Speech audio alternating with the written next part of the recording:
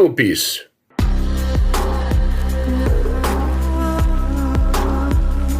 إله الموت والتحنيط والحياة الأخرى والعالم السفلي والمقابر في الديانة المصرية القديمة.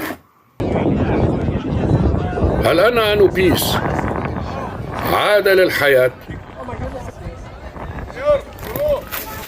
سائح من المغامرين في مصر يحاول النزول بالمظلة فوق الأهرامات عندما لمح كلبا فوق أعلى الهرم وبدأ في تصويره.